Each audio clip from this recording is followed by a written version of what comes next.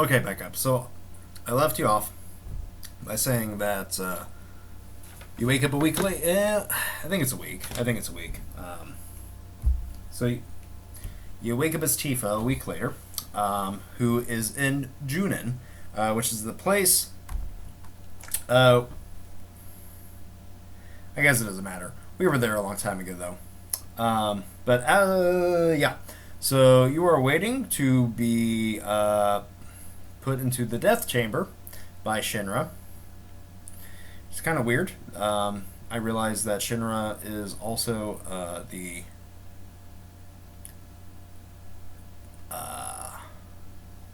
ruling class, but it's also a business. It's really screwed up. Really screwed up. Anyway, so you go. So Junin is defined for having a giant cannon sticking out of it, and it just so happens that while you're in the death chamber, one of the weapons comes out and starts moving towards Junin, and it is right in front of the cannon, and so he gets shot in the face. But Tifa breaks out during the attack. And you, yeah, I guess Junin does take place in the prequels, both of them, but it just keeps getting attacked because it's basically Midgar 2.0. I guess it doesn't actually matter. Forget that. So, Tifa is able to break out. She escapes, but the only place that she can run is onto the giant gun, the cannon, and so she gets stopped by Scarlet. They have a slap fight. Tifa's so strong. They put her in a slap fight. It's just.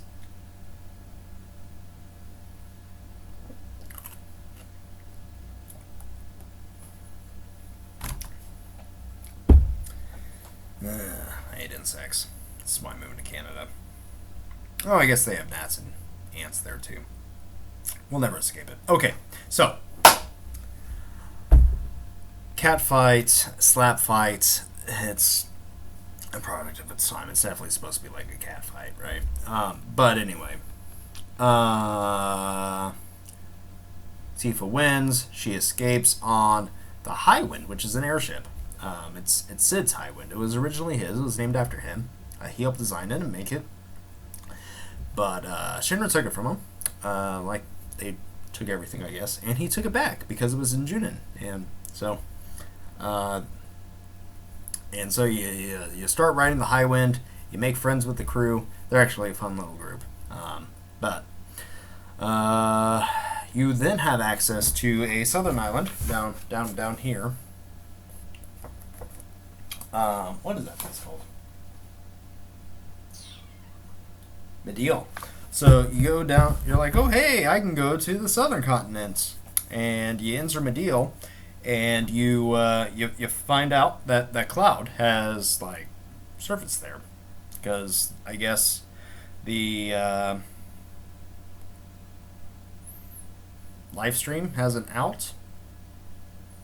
Doesn't explain how he survived being in water for days, but you find Cloud. Tifa decides to stay with him. You take over Sid, and you devise a plan. Because Shinra is going around collecting giant materia, big materia, just like giant materia from each one of its reactors. And okay, we're going to do that. And so you go back to Fort Condor, the place that I mentioned a long time ago, and you fight off Shinra there, and you get a big materia. You go up to North Corel, where Barrett's from, and you stop a train from running into the city, and you get some big materia. And then you go back to Medeal, and you get attacked by another weapon, and you fight the weapon. You win. A bunch of pushovers. And Tifa has a heart-to-heart with Cloud, because they both fall into the live stream, and somehow their souls are intertwined or something. But she's like in his memories, and she helps him unwind all of the like the mesh of his personality and memories and whatnot that had been screwed up because because remember, like, Zach impressed on him, and he has all of the Genova cells, and he's like wondering if he even existed, and he was like, yeah, you did. Um, but he has to figure it out himself. He's able to, and you get so that's when you learn about their backstory, how his guilt like drove him. Um, I don't think I'm missing anything there. But you also like, oh yeah, because right, because um, Sephiroth, when you interacted with him up towards the north crater, he like revealed that that cloud was a figment, a fake, a puppet. Puppet, that's the word. So, you end up, and Cloud's like, yep, I screwed up, but I'm in control now. I am me. And everybody's like, cool. All right, we got two more of these big materia to get. And so, let's see. I don't really remember the order. But one of them, Junin. So you get a submarine. You fight the Turks a little bit more, and then you get to go into the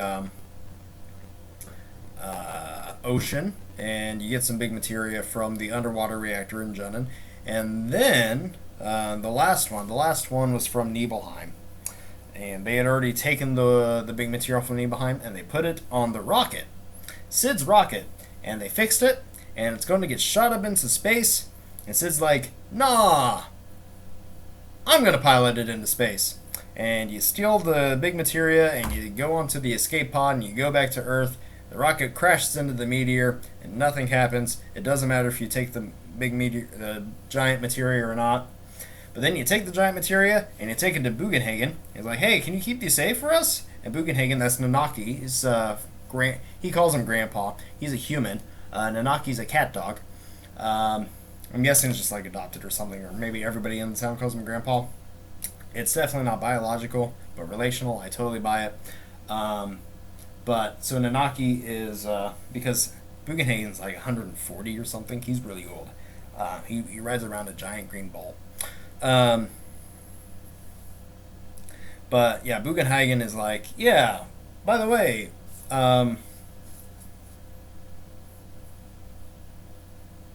can I like see what happened when your friend died? And everybody's like, okay. And so they take him up to the north, where Aerith, into the city where Aerith died, and there was a thing that recorded her death of sorts. I actually don't know. I don't get it. But it turns out that while she was there, she was casting Holy, which is like the anti-black materia spell.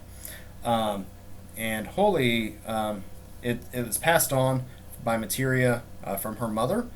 She had always carried it with her, thought it was like a useless materia. She kept it in her hair. Excuse me. And so, yep, you like, oh hey, I guess Aerith already did everything that we could do. I guess we just need to see if the planet is going to let this happen or not. And Bugenhagen's like, well, actually, I think Sephiroth is blocking Holy for being cast. It's like, oh snap. So you just have to like pray that it works. Let's see what happens. I guess I can just look through. Oh, you fight a couple of weapons. I think submarine, ancient machine. Yeah. So then you have to go back to Midgar because so they've taken that giant cannon off of Junin and they put it on Midgar. And the weapons are like walking right in front of the giant cannons, I guess, because there is no turning those. You can't pivot them. I don't know why. They just like walk in front of them. But anyway, so Shinra's like, okay, we're going to shoot this at the North Crater, despite the fact that... Oh, actually on this map, the North Crater is, like, north. Because it gets pointed in that direction. Never mind. I didn't think that was how it worked. I was wrong. So, anyway, the weapon attacks Midgar while you're there, ends up killing Rufus. He comes back. I'll get back to that in a bit. But you fight the Turks one last time. You get to go into the Shinra building, but you go up and you learn that Hojo is trying to send all of the a bunch of energy to his son, Sephiroth, up in the North Crater, and so he's like overtaking a cannon.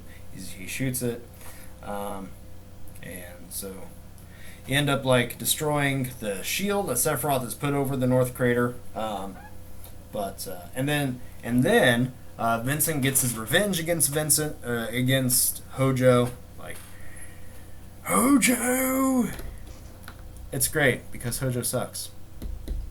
Should have shot him on the beach. Vincent wasn't in the party then.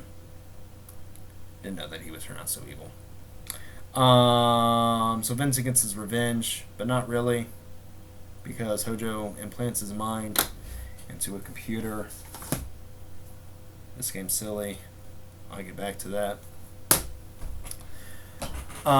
Yep. So, let's see. From there, you then can fight the last two weapons, which were released in America, and then, like, on re-releases in Japan, they were in the game. But you had to fight Ruby and Emerald Weapon. They're the hardest bosses in the game. And then you go and fight Sephiroth, who is in the North Crater. Party gets a bunch of goods. They go down. They fight one last Genova clone, and then Sephiroth shows up. Well, you meet Sephiroth, and he has one wing. His battle music, called One Wing Angel, comes in, and it's all orchestral and rock heavy. It's pretty cool. It's kind of a staple of game music. And then you defeat him, but the North Crater starts to collapse as Meteor starts to approach the planet, because Meteor is still happening. Oh, also, you visit Bugenhagen, and Bugenhagen dies. Nanaki goes and visits him and is like, yeah, Grandpa went on a trip. He'll be back.